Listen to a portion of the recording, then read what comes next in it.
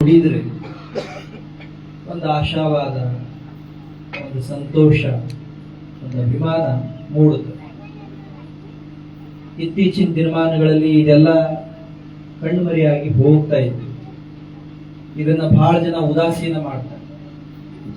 ದೇವ್ರ ಜಗಲಿಗೆ ಹೋಗಿ ನಮಸ್ಕಾರ ಮಾಡೋದು ಇಷ್ಟ ಇರದೇ ಇರುವಂತಹ ದಿನಮಾನಗಳಲ್ಲಿ ಮಕ್ಕಳು ಕಲಿಯುವ ಕಾಲಕ್ಕೆ, ಅಕ್ಷರಾಭ್ಯಾಸ ಮಾಡೋ ಕಾಲಕ್ಕೆ ಹೀಗೆ ಸಂಸ್ಕಾರಯುತವಾಗಿ, ಧರ್ಮಯುತವಾಗಿ ಅವರ ಅಭ್ಯಾಸ ಆರಂಭ ಆದರೆ ಅವರ ಭವಿಷ್ಯ ಬಹಳ ಚೆನ್ನಾಗಿರುತ್ತೆ. ಅಂಥದ್ದೊಂದು ಉಪಕ್ರಮವನ್ನು ಪೂಜ್ಯ ಗುರುಗಳು ಇಲ್ಲಿ ಪ್ರಾರಂಭಿಸಿದ್ದಾರೆ.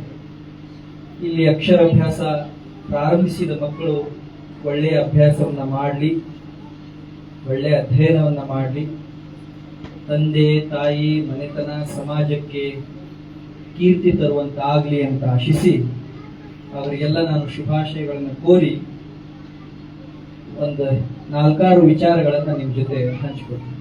ನೀವು ಕೂತ್ಕೊಂಡ್ಬಿಡಿ. ಟೀಚರ್ಸ್ ಅಲ್ಲ,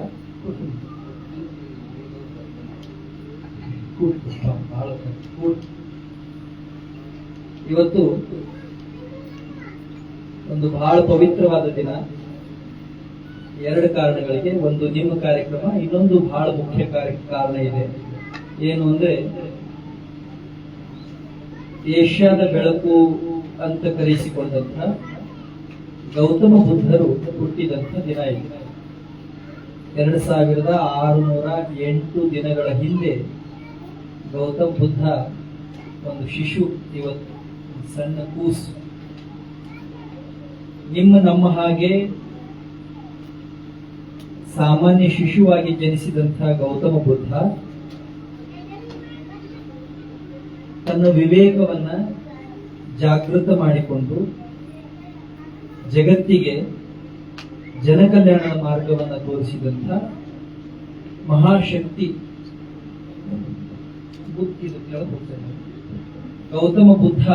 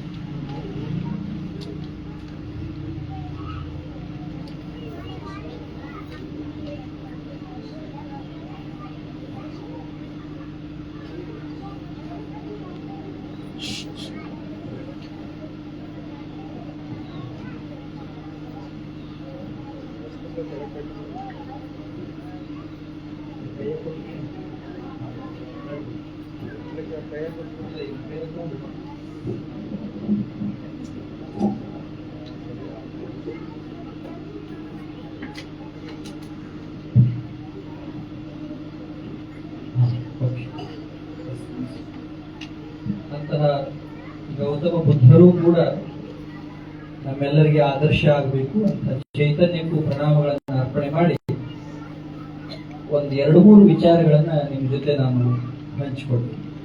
ನಾನು ನೆನ್ನೆ ಗುರುಗಳನ್ನ ಕೇಳಿದೆ ಏನ್ ಭಾಷಣ ಮಾಡಬೇಕು ಅಂತ.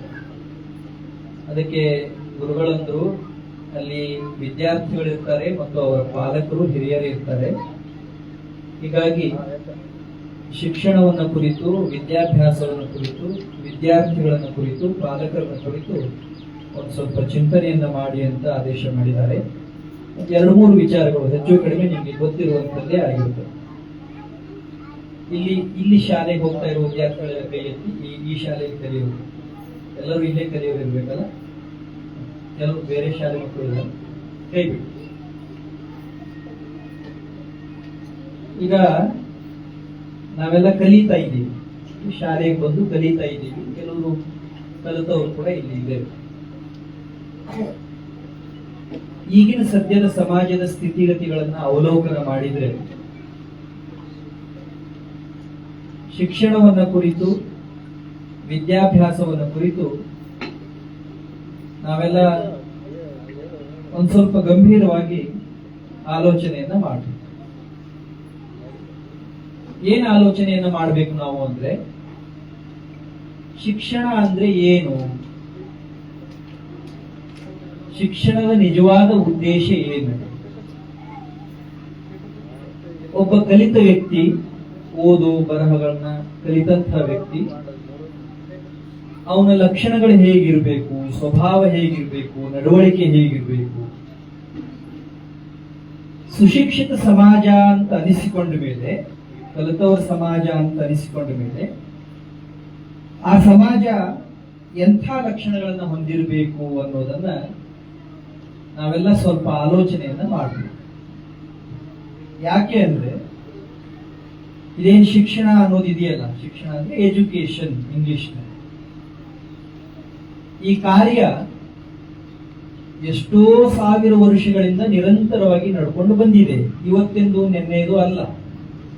ಈಗ ಅದಕ್ಕೆ ರೂಪ ಬದಲಿ ಆಗಿದೆ. ಹೀಗೆ ಕಟ್ಟಡಗಳನ್ನ ಕಟ್ಟಿ, ಮನೆಯಿಂದ ಮಕ್ಕಳು ಶಾಲೆಗೆ ಬಂದು, ಶಿಕ್ಷಕರ ಮುಖೇನ ಅಕ್ಷರಾಭ್ಯಾಸವನ್ನ ಕಲಿತಾ ಇದ್ದಾರೆ. ಆದ್ರೆ ಈ ಶಿಕ್ಷಣ, ಎಜುಕೇಶನ್, ವಿದ್ಯೆ, ಇದು ಎಷ್ಟೋ ಸಾವಿರ ವರ್ಷಗಳಿಂದಲೂ ನಡೀತಾ ಇತ್ತು. ಮೊದಲು ಅದು ಕಾಡುಗಳಲ್ಲಿ ನಡೀತಿತ್ತು, ನಿರ್ಜನ ಪ್ರದೇಶಗಳಲ್ಲಿ ನಡೀತಿತ್ತು. ಆ ಬಳಿಕ ಗುರುಗಳ ಮನೆಗಳಲ್ಲಿ ನಡೀತಿತ್ತು.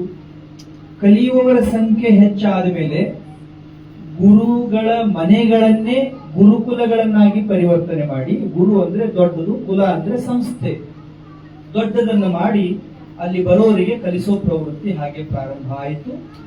ಸುಧಾರಣೆ ಆದ ಮೇಲೆ, ಮನುಷ್ಯ ಸುಧಾರಿಸಿದ ಮೇಲೆ, ಊರು ಕೇರಿ ನಗರಗಳು ದೊಡ್ಡದಾದ ಮೇಲೆ ಸಣ್ಣ ಸಣ್ಣ ಶಾಲಾ ಕಾಲೇಜುಗಳನ್ನ ಕಟ್ಟಿ ಸಮಾಜ ಹೊಣೆಗಾರಿಕೆಯನ್ನು ತಗೊಂಡು, ನಂತರದಲ್ಲಿ ಸರ್ಕಾರಗಳು ಹೊಣೆಗಾರಿಕೆಯನ್ನು ತಗೊಂಡು, ಅಂತೂ ಇಂತೂ ಇವತ್ತಿನ ಲೆವೆಲ್ಗೆ ಶಿಕ್ಷಣ ಬಂದು ನಿಂತಿದೆ. ಈ ಶಿಕ್ಷಣ ಅನ್ನೋದು ಸ್ವಲ್ಪ ಲಕ್ಷ್ಯ ಕೊಟ್ಟು ಕೇಳಿಸ್ಕೊಳ್ಳಿ, ಸಾವಿರಾರು ವರ್ಷಗಳಿಂದಲೂ ಕೂಡ ನಡೆದುಕೊಂಡು ಬಂದಿರುವಂತಹ ನಿರಂತರವಾದ ಪ್ರಕ್ರಿಯೆ ಆಗಿದೆ.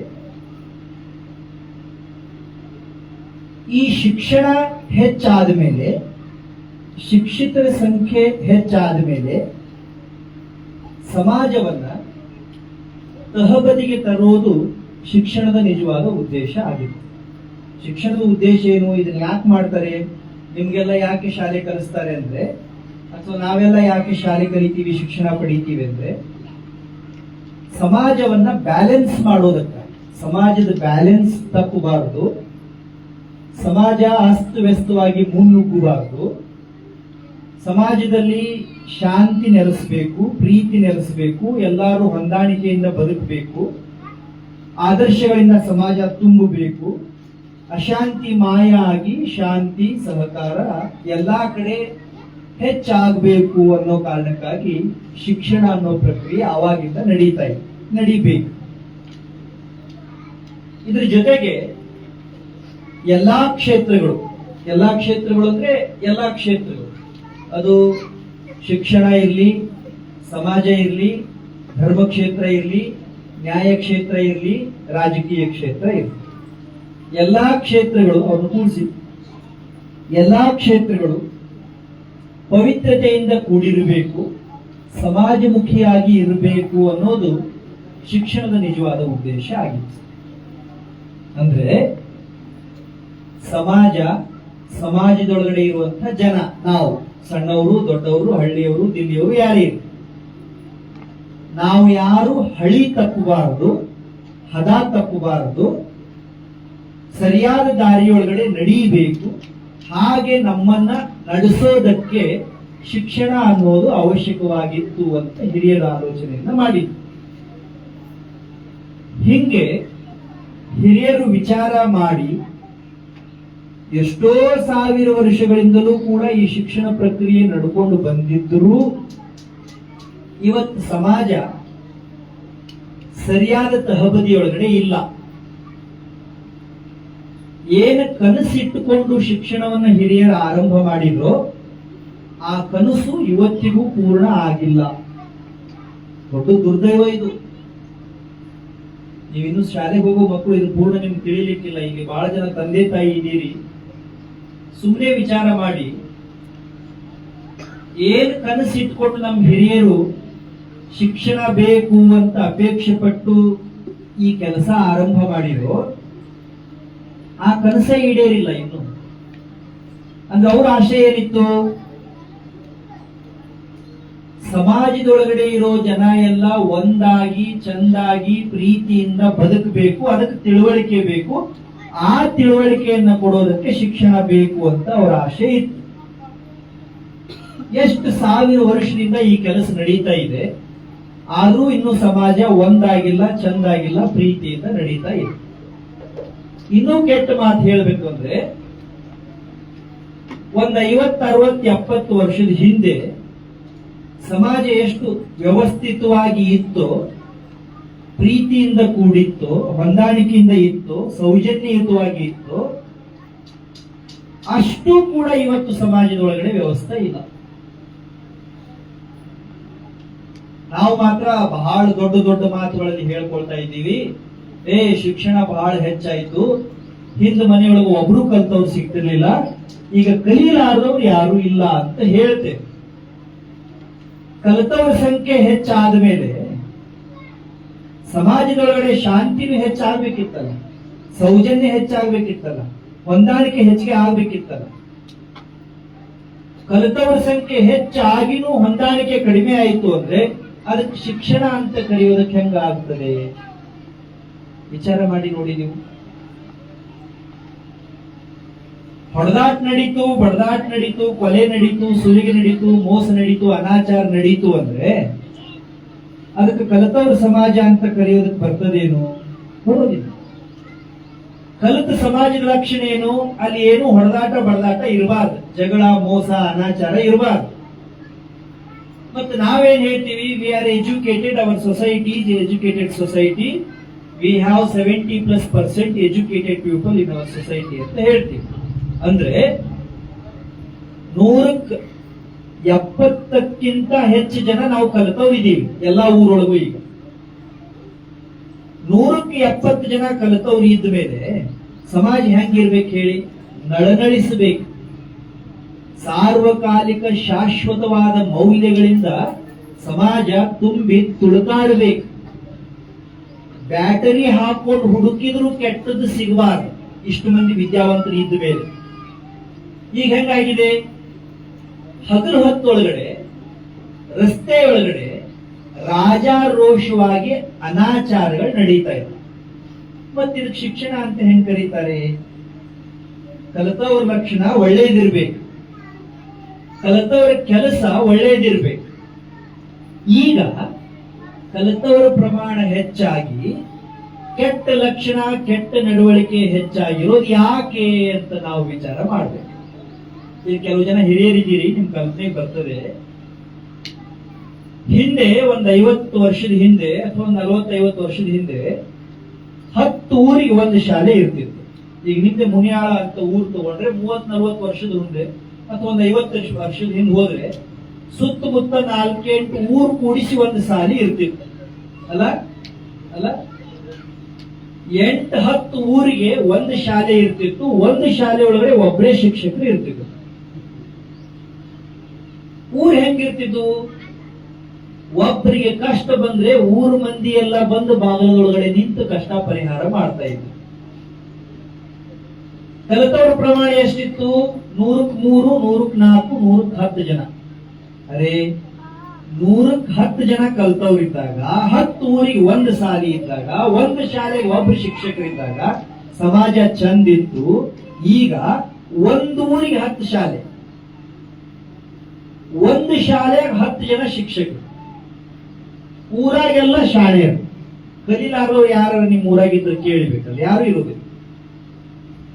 ಊರಿಗೆ 10 ಶಾಲೆ, ಒಂದು ಶಾಲೆಗೆ 10 ಜನ ಶಿಕ್ಷಕರು, ಊರು ತುಂಬಾ ಕಲಿತವ್ರು ಇದ್ದ ಮೇಲೆ ಸಮಾಜದಾಗ ಯಾಕೆ ಹೊಂದಾಣಿಕೆ ಹೋಯಿತು? ವಿಚಾರ ಮಾಡ್ಬೇಕಲ್ಲ ನಾವು. ಸುಮ್ಮನೆ ಎಲ್ಲರೂ ನಾವು ಶಾಲೆ ಕಲಿಸ್ತಾ ಇದ್ದೀವಿ, ನೀವು ಶಾಲೆ ಕಲಿಸ್ತಾ ಇದ್ದೀರಿ, ವರ್ಷಕ್ಕೆ ಎಷ್ಟು ಕೋಟಿ ರೂಪಾಯಿ ವ್ಯಯ ಆಗ್ತಾ ಇದೆ, ಸಮಯ ವ್ಯಯ ಆಗ್ತಾ ಇದೆ, ಶ್ರಮ ವ್ಯಯ ಆಗ್ತಾ ಇದೆ. ಆದ್ರೂ ಎಲ್ಲರೂ ಸುಮ್ಮನೆ ಮೂಗ ನೀಡಿದ ಕುರುಡ ಊಟ ಮಾಡಿದ ಅನ್ನೋ ಹಾಗೆ ಏನೋ ನಡೀತಾ ಇದೆ. ಒಟ್ಟಿನಲ್ಲಿ ಎಜುಕೇಶನ್ ಎಜುಕೇಶನ್ ಎಜುಕೇಶನ್. ನಾಯಿ ಕೊಡೆಗಿಂತ ಹೆಚ್ಚಿಗೆ ಶಾಲೆಗಳ ಸಂಖ್ಯೆ ಇದೆ. ಅಂದ್ರೆ 10 ಊರಿಗೆ ಒಂದು ಶಾಲೆ ಇದ್ದಾಗ ಸಮಾಜ ಚಂದ ಇತ್ತು, ಒಂದೂರಿಗೆ 10 ಶಾಲೆ ಆದಾಗ ಸಮಾಜ ಚಂದ ಇರ್ಬೇಕಲ್ಲ, ಕೆಡಬಾರ್ದಲ್ಲ. ಅಂದ್ರೆ ಅರ್ಥ ಏನು? ಅಕ್ಷರಶಃ ಶಿಕ್ಷಣ ಯಾವುದೋ ಅದರೊಳಗಡೆ ನಾವು ಯಾರು ನಮ್ಮ ತಲೆ ಹಾಕಿಲ್ಲ. ನಾವೇನ್ ಕಲಿಸ್ತಾ ಇದ್ದೀವೋ ಅಥವಾ ನಾವೇನ್ ಕಲಿತಾ ಇದ್ದೀವೋ ಅದರೊಳಗಡೆ ಏನೋ ಎಡವಟ್ಟಾಗಿದೆ. ಶಾಲೆಗಳಲ್ಲಿ ಏನು ಕಲಿಸ್ತಾ ಇದ್ದಾರೋ, ಪುಸ್ತಕದಲ್ಲಿ ಮಕ್ಕಳು ಏನು ಓದ್ತಾ ಇದ್ದಾರೋ ಅದು ಮಕ್ಕಳ ಜೀವನದೊಳಗಡೆ ಪಾಲನೆ ಆಗಲಿಲ್ಲ ಅಂದ್ರೆ ಏನೂ ಉಪಯೋಗ ಇಲ್ಲ. ಲಕ್ಷ ಕೊಟ್ಟು ಅನ್ಸುತ್ತೆ, ಏನೂ ಉಪಯೋಗ ಇಲ್ಲ. ಹಂಗಂದ್ರೆ ಶಿಕ್ಷಣ ಅಂದ್ರೆ ಏನು? ಯಾವ್ದಕ್ ಶಿಕ್ಷಣ ಅಂತ ಕರಿಬೇಕು? ಓದೋದು ಬರೆಯೋದು ಬಂತು ಅಂದ್ರೆ 100ಕ್ಕೆ 60, 70, 80, 95% ಮಾರ್ಕ್ಸ್ ತಗೊಂಡ್ರು ಅಂದ್ರೆ ಅದಕ್ಕೆ ಶಿಕ್ಷಣ ಅಂತಾರೇನು? ಈಗೆಲ್ಲ ಅದೇ ಹಾವಳಿ ಅಲ್ಲ. ಪ್ರತಿ ಊರಿನ ಅಗಸಿಯೊಳಗಡೆ ಈ ಒಂದು 15, 20, 25 ದಿನದಿಂದ ಎಲ್ಲಾ ಊರ ಅಗಸಿಯೊಳಗಡೆ ಬ್ಯಾನರ್ ತುಂಬಿ ತುಳುಕ್ತಾ ಇದಾವೆ. ಬ್ಯಾನರ್ ಏನಿದೆ? ಬ್ಯಾನರ್ ಒಳಗಡೆ ಇಷ್ಟು % ತಗೊಂಡು ಪಾಸ್ ಆಗ್ಯಾನ, ಇಷ್ಟು % ತಗೊಂಡು ಪಾಸ್ ಆಗ್ಯಾಳ ಅಂತ ಇದೆ. ನೋಡಿರಿ ನೀವು, ಊರ ಅಗಸಿಯೊಳಗ ಬ್ಯಾನರ್ ಅದಾವು, ಮೊಬೈಲ್ ಒಳಗೆ ಸ್ಟೇಟಸ್ ಅದಾವು, ವಾಟ್ಸಪ್ ಒಳಗೆ ಫೋಟೋ ಅದಾವು. ಫೋಟೋದೊಳಗ ಏನಿದೆ? ಈ ಹುಡುಗಿ ಇಷ್ಟು ತಗೊಂಡನ, ಆ ಹುಡುಗಿ ಅಷ್ಟು ತಗೊಂಡಾಳ. 625ಕ್ಕೆ 625, 22 ಮಂದಿ ತಗೊಂಡಾರ. 625ಕ್ಕೆ 624, ಇಷ್ಟು ಮಂದಿ ತಗೊಂಡಾರ, ಅಷ್ಟು ಮಂದಿ ತಗೊಂಡಾರ. ಇಷ್ಟು PUC ಒಳಗೆ ಅಷ್ಟು ಮಂದಿ ಪಾಸ್ ಆದ್ರು, ಡಿಗ್ರಿಯಾಗಿ ಇಷ್ಟು ಮಂದಿ ಪಾಸ್ ಆದ್ರು, ವರ್ಷಕ್ಕೆ ಇಷ್ಟು 1000 ಮಂದಿ ಡಾಕ್ಟರ್ ಆದ್ರು, ಇಷ್ಟು 1000 ಮಂದಿ ಇಂಜಿನಿಯರ್ ಆದ್ರು, ಇಷ್ಟು 1000 ಮಂದಿ ಆಫೀಸರ್ಸ್ ಆದ್ರು. ಎಲ್ಲ ಆಯ್ತು, ಸರಿಯಪ್ಪ. ಸಮಾಜದ ಗತಿ ಏನು? ಎಲ್ಲಾರು ಶಾಣೆನೆ. ಎಲ್ಲಾರು ಶಾಣೆ ಅಂದ ಮೇಲೆ ಸಮಾಜನ ಶಾಣೆ ಇರ್ಬೇಕಿತ್ತಲ್ಲ. ಮತ್ ಶಿಕ್ಷಣ ಅಂದ್ರೆ ಏನು? ಓದೋದು ಬರೆಯೋದು ಶಿಕ್ಷಣ ಅಲ್ಲ. ಶಾಲೆಗೆ ಹೋಗೋ ಮಕ್ಕಳ ಸರಿಯಾಗಿ ಕೇಳಿಸ್ಕೊಂಡು, ಎವ್ರಿಥಿಂಗ್ ಈಸ್ ಬ್ರೈನ್ ವಾಶ್. ಎಲ್ಲ ತಲೆ ಕೇಳಿಸ್ಬಿಟ್ಟ. ಚಲೋ ಓದ್ಬೇಕು, ಚಲೋ ಬರೀಬೇಕು ಅಂದ್ರೆ ಶಾಣೆ ಆಗ್ತಿ ಅಂತ. ನೋಡ್ರಿ, ಇಲ್ಲಿರೋ ಪಾಲಕರಿಗೆಲ್ಲ ನಾನು ಹೇಳ್ತೀನಿ, ತಪ್ಪಿಯೂ ಆಯುಷ್ಯದೊಳಗೆ ನಿಮ್ ಮಕ್ಕಳು ಮುಂದೆ ಇಂಥ ಶಬ್ದ ಬಳಸ್ಬಾರ್ದು. ನೀವು ಓದಿದ್ರ ಶಾಣೆ, ಬರೆದ್ರ ಶಾಣೆ, ಪಾಸ್ ಆದ್ರ ಶಾಣೆ, ಇಲ್ಲ ಅಂದ್ರೆ ನೀ ದಡ್ಡ, ಇಲ್ಲ ಅಂದ್ರೆ ದಡ್ಡಿ ಅಂತ ನೀವು ಅಂದ್ರಿ ಅಂದ್ರ ನಿಮ್ಮ ಕೈಯಾರೆ ನಿಮ್ಮ ಮಕ್ಕಳ ಭವಿಷ್ಯ ನೀವ ಹಾಳು ಮಾಡಿದಂಗ. ನಿಮ್ ಕೈಯಾರೆ. ಅದು ಶಿಕ್ಷಣ ಅಲ್ಲ. ಅದು ಶಿಕ್ಷಣದ ಒಳಗಿಂದ ಒಂದು ಭಾಗ, ಒಂದು part. It is just part of education, parts of education. ಯಾರು ಕಲಿತವ್ರು ಇರ್ತಾರೋ ಅವರಿಗೆ 100 ಗುಣಗಳಿರ್ಬೇಕು, 100 ಕಲೆ ಕೌಶಲ್ಯಗಳಿರ್ಬೇಕು. ಅದ್ರಾಗ ಓದೋದೊಂದು ಬರೆಯಬಾರ್ದು. ಓದಾಕ್ ಬರೆಯಾಕ್ ಬರ್ಲಿಲ್ಲ ಅಂದ್ರೆ ನಡೀತದೆ. ಆದ್ರೆ ಓದಾಕ್ ಬರೆಯಾಕ್ ಬಂತಂದ್ರಷ್ಟ ಶಿಕ್ಷಿತರಲ್ಲ. ನಾವೇನಂತೀವಿ? ಪ್ರಶ್ನೆಗೆ ಉತ್ತರ ಕೊಟ್ಟರಷ್ಟ ಶಾಣೆ. ಬರ್ಟನ್ ರಸಲ್ ಅಂತ ಒಬ್ರು ಬಹಳ ದೊಡ್ಡ ವಿದ್ವಾಂಸ. ಅವ್ರು ಒಂದ್ ಕಡೆ ಬಹಳ ಚಂದ ಹೇಳ್ತಾರೆ. ಅವ್ರು ಏನಂತಾರೆ ಅಂದ್ರೆ, ನಮ್ಮ ಶಿಕ್ಷಣ ಅನ್ನೋದು ಉತ್ತರಗಳ ಮೇಲೆ ನಿರ್ಮಾಣ ಆಗ್ತಾ ಇದೆ. ಚಂದಿದೆ, ಇದು ಲಕ್ಷ್ಯ ಕೊಟ್ಟು ಕೇಳಿಸ್ಕೊಳ್ರಿ. ಬಹಳ ಜನ ಅಪ್ಪ ಅವ್ವ ಗೊತ್ತಾಗ್ಲಾರದೆ ಮಕ್ಕಳ ಭವಿಷ್ಯ ಎಲ್ಲಿ ಹಾಳು ಮಾಡ್ತೀವಿ ಅಂದ್ರೆ, ಶಿಕ್ಷಕರು ಕೂಡ ಮಕ್ಕಳು ಉತ್ತರ ಹೇಳಿದರೆ, ಉತ್ತರ ಬರೆದ್ರೆ, ಉತ್ತರ ಕೊಟ್ರೆ ಅವ್ರು ಬುದ್ಧಿವಂತರು ಅಂತ ನಾವು ತೀರ್ಮಾನ ಮಾಡ್ತೀವಿ. No, it is wrong. Bertrand Russell ಹೇಳ್ತಾರೆ, ನಮ್ಮ ಶಿಕ್ಷಣ ಉತ್ತರಗಳಿಂದ ತೀರ್ಮಾನ ಆಗಬಾರದು. ಮತ್ ಯಾವ್ದ್ರ ಮೇಲೆ ತೀರ್ಮಾನ ಆಗ್ಬೇಕು ಅಂದ್ರೆ, ನಮ್ಮ ಶಿಕ್ಷಣ ಪ್ರಶ್ನೆಗಳಿಂದ ತೀರ್ಮಾನ ಆಗ್ಬೇಕು. ಪ್ರಶ್ನೆ ಅಂದ್ರೆ ಮಾಸ್ತರ್ಗಳು ತೆಗೆಯೋ ಪ್ರಶ್ನೆ ಅಲ್ಲ. ಎಕ್ಸಾಮಿನೇಷನ್ ಅಲ್ಲಿ ಪ್ರೊವೈಡ್ ಮಾಡೋ question paper, it is not education. ಪ್ರಶ್ನೆ ಅಂದ್ರೆ ಏನು? ಮಕ್ಕಳ ತಲೆಯಾಗ ಪ್ರಶ್ನೆ ಹುಟ್ಟಬೇಕು, ಉತ್ತರ ಅಲ್ಲ. Answers never become education. ನಾವು ಪಾಠ ಮಾಡೋ ಕಾಲಕ್ಕೆ, ಕಲಿಸೋ ಕಾಲಕ್ಕೆ ಕಲಿಯೋರ ತಲೆಯೊಳಗಡೆ ವಿಚಾರಕ್ಕೆ ಪ್ರಚೋದನೆ ಸಿಗ್ಬೇಕು. ಅವರು ವಿವೇಕಿಗಳಾಗ್ಬೇಕು. ಇದು ಯಾಕೆ ಹಿಂಗ ಅಂತ ಅವ್ರ ತಲೆಯಾಗ ವಿಚಾರ ಬರ್ಲಿಲ್ಲ ಅಂದ್ರೆ ಅವ್ರು 10 ಪೈಕಿ 11 ಆಗ್ತಾರೆ, ಪರಿಸಿ ಪೈಕಿ ಗೋವಿಂದ ಆಗ್ತಾರೆ, ಕಲಿತವ್ರು ಆಗ್ತಾರೆ ಅಷ್ಟೇ. ಸರ್ಟಿಫಿಕೇಟ್ ಸಿಗುತ್ತೆ, they will get 1 certificate. 10th pass, PUC pass, degree pass. ಅನುಕೂಲ ಇದ್ರೆ ಮತ್ತೆ ಕಲಿಸ್ತಾರ, ಅನುಕೂಲ ಇಲ್ಲ ಅಂದ್ರೆ ಮದುವೆ ಮಾಡ್ತಾರ, ಪಾಸ್ ಆಗಿಲ್ಲ ಅಂದ್ರೆ ಕೆಲಸಕ್ಕೆ ಹಚ್ತಾರ, ಮುಗಿತು. ಸಮಾಜದ ಗತಿ ಏನ್ರಿ? ಧರ್ಮ ಕಾಯೋರು ಯಾರು, ದೇಶ ಕಾಯೋರು ಯಾರು? ನಿಮ್ಗೆ ಗೊತ್ತಿದೆ, ಕಳೆದ 3000 ವರ್ಷಗಳಲ್ಲಿ ಇತಿಹಾಸದ ಮಾಹಿತಿ ಹೇಳ್ತೇನೆ ನಿಮ್ಗೆ. 3000 ವರ್ಷಗಳಲ್ಲಿ 15,000 ಯುದ್ಧಗಳು ನಡೆದವು. ಏನ್ರಪ್ಪ ನೋಡ್ರಿ, ಹಿರಿಯರು ಸೇರಿದಿರಲ್ಲ, ಇಲ್ಲಿ ವಿಚಾರ ಮಾಡಿ. 3000 ವರ್ಷಗಳಲ್ಲಿ 15,000 ಯುದ್ಧ ನಡೆದವು. ಅಂದ್ರೆ ಆನ್ ಆನ್ ಅವರೇಜ್ ಪ್ರತಿ ವರ್ಷಕ್ಕೆ 5 ಯುದ್ಧ ನಡೆದವು. ಇದು ಜಗತ್ತಿನ ಮಾಹಿತಿ, ಇಡೀ ಜಗತ್ತಿನ. ಒಟ್ಟು ಇಷ್ಟು ಅವಧಿಯೊಳಗಡೆ ಯುದ್ಧ ನಡೆದಿಲ್ಲ ಅಂತ ಅವಧಿ ಎಷ್ಟು ಅಂತ ಲೆಕ್ಕ ಮಾಡಿದ್ರೆ 300 ವರ್ಷ. 3000 ವರ್ಷದಾಗ ಒಟ್ಟ ಯುದ್ಧನ ನಡೆದಿಲ್ಲ ಅನ್ನೋ ದಿನ ಲೆಕ್ಕ ಮಾಡಿದ್ರೆ ಇಟ್ ಈಸ್ ಓನ್ಲಿ 300 ಇಯರ್ಸ್. ಅದು ಒಮ್ಮೆಗೆ ಅಲ್ಲ, ಅಲ್ಲಿ ಒಂದ್ ಯಾವುದೋ ಒಂದು 10 ವರ್ಷದ ಹಿಂದ್ ಒಂದಿನ, ಈಗಿಂದ ಒಂದಿನ ಕೂಡ್ಸಿ ಕೂಡ್ಸಿ ಕೂಡ್ಸಿ ಕೂಡ್ಸಿ ಮನುಷ್ಯನಿಗೆ ಈ ದ್ವೇಷ, ಅಸೂಯೆ, ಕ್ರೌರ್ಯ ಅನ್ನೋದು ಎದೆ ಒಳಗಡೆ ಮೂಡ್ತು ಅಂದ್ರೆ ವಿದ್ಯೆ ಅನ್ನೋದು ಸರ್ವನಾಶ ಆಗಿದೆ ಅಂತಾನೆ ಅರ್ಥ. World met 15,000 wars in the last 3,000 years. 3,000 ವರ್ಷದಾಗ 15,000 ಇಷ್ಟು ಪ್ರಮಾಣ ಯುದ್ಧ ಆಗ್ತಂದ್ರೆ ಈಗೂ ಎಷ್ಟು ಯುದ್ಧ ನೋಡಿರಲ್ಲ. ರಷ್ಯಾ ಯುಕ್ರೇನ್ ಯುದ್ಧ ಚಾಲುವಾಗಿ ಸಮೀಪ 3 ವರ್ಷ ಮುಗಿತು. ಪ್ಯಾಲೆಸ್ತೈನ್ ಇಸ್ರೇಲ್ ನಡುವೆ ಯುದ್ಧ ಚಾಲುವಾಗಿ 1.5 ವರ್ಷದ ಮೇಲೆ ಆಯ್ತು. ನಮ್ ದೇಶ ಆಜು ಬಾಜು ದೇಶದ ಜೊತೆ ನಿರಂತರವಾಗಿ ಯುದ್ಧ ನಡೀತಾ ಇತ್ತು.